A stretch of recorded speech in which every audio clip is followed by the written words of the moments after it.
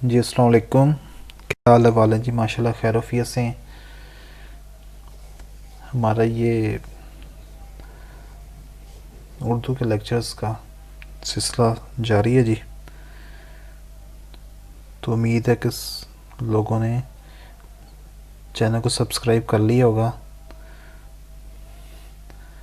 تو جن لوگوں نے ابھی تک نہیں کیا ان سے درخواست ہے کہ وہ اس کو سبسکرائب کر لیں تاکہ جو بھی نئی ویڈیو ہو آپ لوگوں تک بر وقت پہنچ سکے۔ تو ایسے ہے کہ آج کا ہمارا ٹاپک ہے جی بابا فرید کی شاعری میں تصورات کا جائزہ۔ کیا جی؟ بابا فرید کی شاعری میں تصورات کا جائزہ۔ کہتے ہیں جی فرید الدین مسعود شکر گنج سن 1173 تا سن 1265 کے اشعار پنجابی شاعری کا نقطہ آغاز ہیں۔ عام طور پر ان کو شلوک کہا جاتا ہے جو قدیم پنجابی فارسی لفظ سخن کا ہم معنی ہے جی۔ یہ نام ان کو سکھوں کے گرو نانک نے دیا کہ انہوں نے ہی بابا صاحب کا کلام حضرت فرید الدین ابراہیم فرید ثانی سے حاصل کر کے اپنی اس بیاض میں شامل کیا تھا جس کو آگرونت کہتے ہیں۔ اس مجموعے کو آگرونت اس لیے کہتے ہیں کہ یہ دوسرے گروؤں کے کہے گئے گرنتھوں سے عربی زبان میں سب سے پہلے جس شاعر کا نام ہم تک پہنچا وہ حضرت بابا فرید گنج شکر ہی ہیں، مگر بابا فرید رحمۃ اللہ کے اشلوکوں کی زبان بڑی حد تک منجھی ہوئی اور معیاری ہے۔ ان کی شعری خصوصیات کی بنا پر ان سے پہلے بھی شعراء یقیناً موجود ہوں گے جس سے انہوں نے شعوری یا لاشعوری طور پر استفادہ کیا جی۔ بات کی جائے بابا فرید کی شاعری کی تو بابا فرید رحمۃ اللہ کی شاعری میں مواد، لفظ، معنی، زبان اور اسلوب کی وہ گہرائی پائی جاتی ہے جس نے ہر شخص کو متاثر کیا۔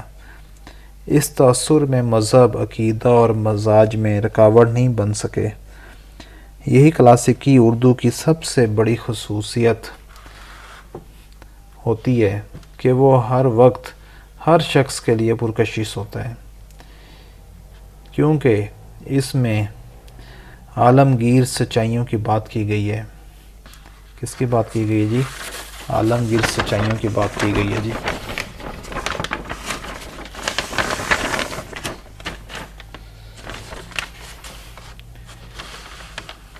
ان کے شلوکوں میں علم بیاں، علم بدیع اور عروض کی خوبیاں موجود ہیں۔ اس کے علاوہ راگنی کے سرتال بھی جا بجا ملتے ہیں جو کہ ان اشلوکوں میں گہری تاثیر پیدا کر دیتے ہیں۔ علم بیان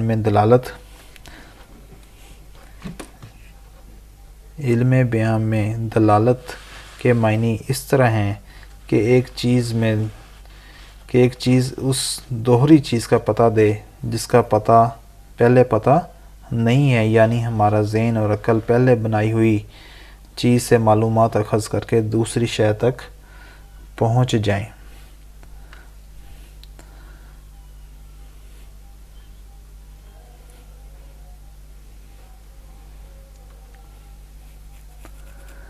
فرید اور درویشی گاکھڑی چلاں دنیا بھت، نبھ اٹھائی پوٹلی کتھے ونجاں گھت۔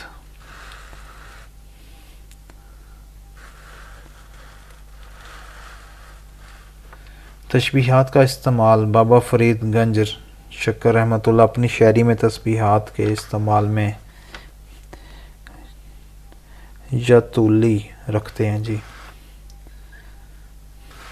ان کی تشبیہات ان کے اپنے علاقے کے ارد گرد ہی سے لی گئی ہیں، کیونکہ انہوں نے جن لوگوں کے لیے شاعری کی تھی وہ زیادہ تر ان پڑھ اور جاہل تھے۔ اس لیے ایسے لوگوں کی تربیت کے لیے تشبیہات کا استعمال بھی انہوں نے ایسا کیا تھا جو ان کی عقل و نگر سے باہر نہ ہو۔ انہوں نے استعارات کا استعمال کیا۔ اسی طرح بابا فرید نے استعارات کا استعمال بھی بھرپور کیا، جس طرح انہوں نے تشبیہات کا استعمال کیا تھا۔ جی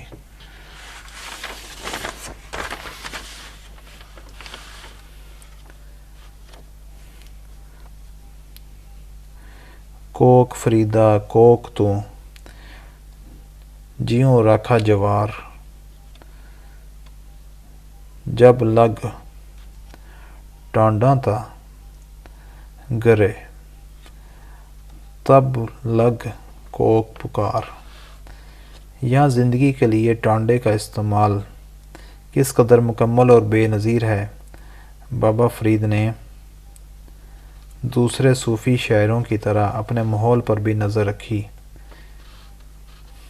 اور اپنی بات کو بہتر انداز میں سمجھانے کے لیے اپنے ارد گرد کے ماحول کو بھی مد نظر رکھا۔ ان کا انداز ایک تمثیلی انداز بھی ہے۔ ان کی شاعری میں تمثیلی انداز بھی جا بجا ملتا ہے، کیونکہ صوفی شعراء کا اپنا ایک رنگ ہے۔ شاعری اور مابعد طبیعی فکر جتنا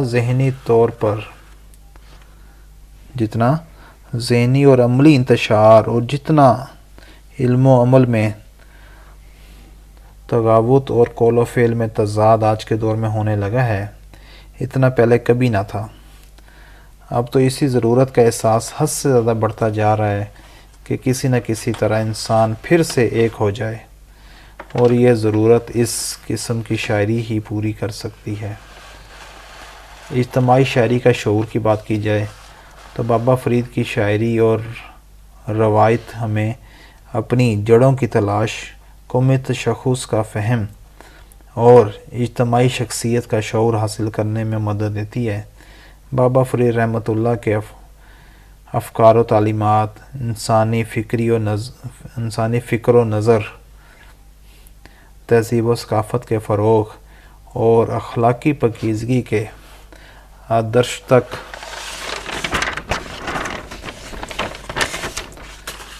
تک رسائی کے لیے نہ صرف راہیں متعین کرتی ہے، بلکہ انکشافات ذات اور راہ نجات کے دریچے کھولتی ہے، تاکہ ہم روشن تر منزلوں کی جانب سفر کر سکیں۔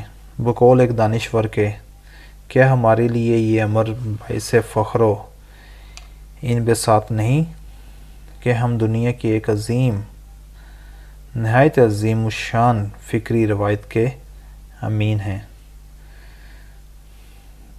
ویڈیو اچھی لگی ہو تو اس کو پلیز لائک کر دیں، اس کو شیئر کر دیں تاکہ زیادہ سے زیادہ لوگوں تک پہنچ سکے۔ جی ابھی تک بھی اگر آپ لوگوں نے چینل سبسکرائب نہیں کیا تو اس کو سبسکرائب کر دیں، ساتھ میں بیل آئیکن ہوگا اس کو پریس کر دیں۔ اپنا ڈھیروں خیال رکھیں۔ فی امان اللہ، اللہ حافظ۔